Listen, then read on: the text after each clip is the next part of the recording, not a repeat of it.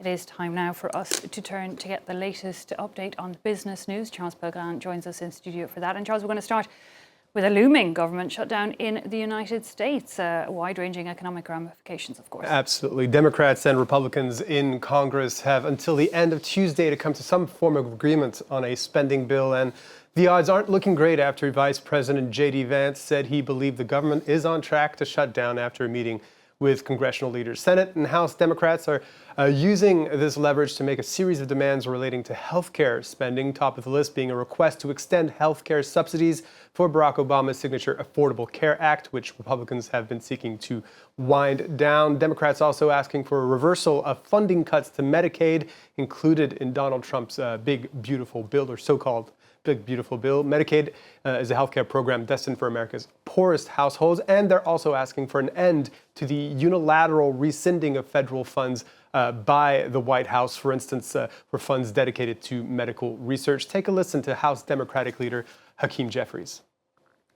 Democrats are fighting to protect the health care of the American people, and we are not going to support a partisan Republican spending bill that continues to gut the health care of everyday Americans. There's a Republican-caused health care crisis that is causing hospitals and nursing homes and community-based health clinics all across the country, in rural America, urban America, small-town America, the heartland of America, and black and brown communities throughout this country.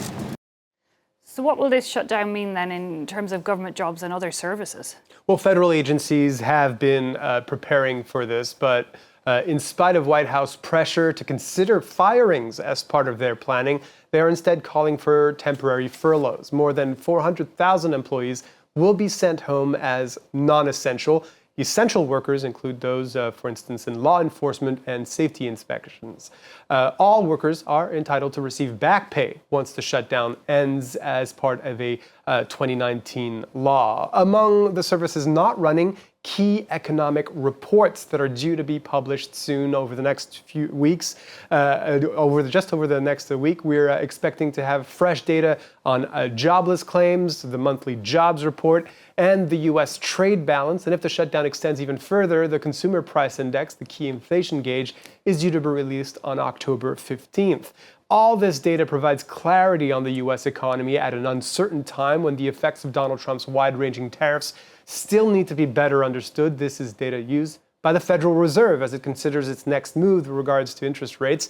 Without up-to-date information, it can't adapt its policies to meet its dual mandate of both full employment and 2% inflation, all of which contributes to shaking the trust in the U.S. government's credit worthiness. Okay, well, let's move on now with a new record acquisition, steeped, though, Charles, in geopolitics.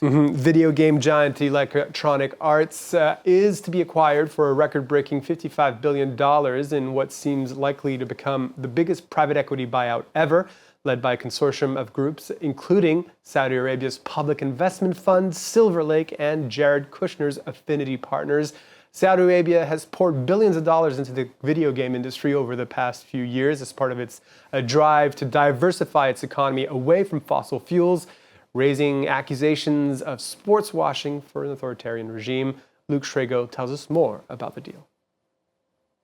An end to Electronic Arts' 36-year history as a publicly traded company at $210 a share, putting a $55 billion price on what would be the largest leveraged buyout in history. This moment is a powerful recognition of EA's remarkable work.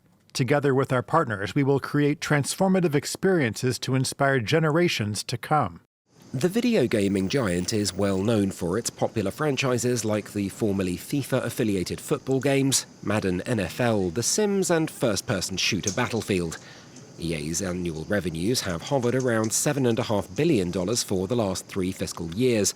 But despite the slowdown in the video game sector since the end of the COVID-19 pandemic, its property's longevity make it an attractive opportunity for the consortium of private equity firms behind the deal. They include Silver Lake, a firm part of the joint venture that's to assume oversight of the TikTok video application's operations in the United States, Affinity Partners, a company run by Donald Trump's son-in-law Jared Kushner, and Saudi Arabia's public investment fund. It already holds a 9.9% stake in EA, as the kingdom seeks to diversify away from oil revenue and pour billions into everything from infrastructure to tourism, sports and gaming. PIF is uniquely positioned in the global gaming and esports sectors, building and supporting ecosystems that connect fans, developers and IP creators. The deal's expected to close in the first quarter of 2027, though will first require approval from EA's shareholders and regulatory authorities. Quick look at the markets, Charles, before you go.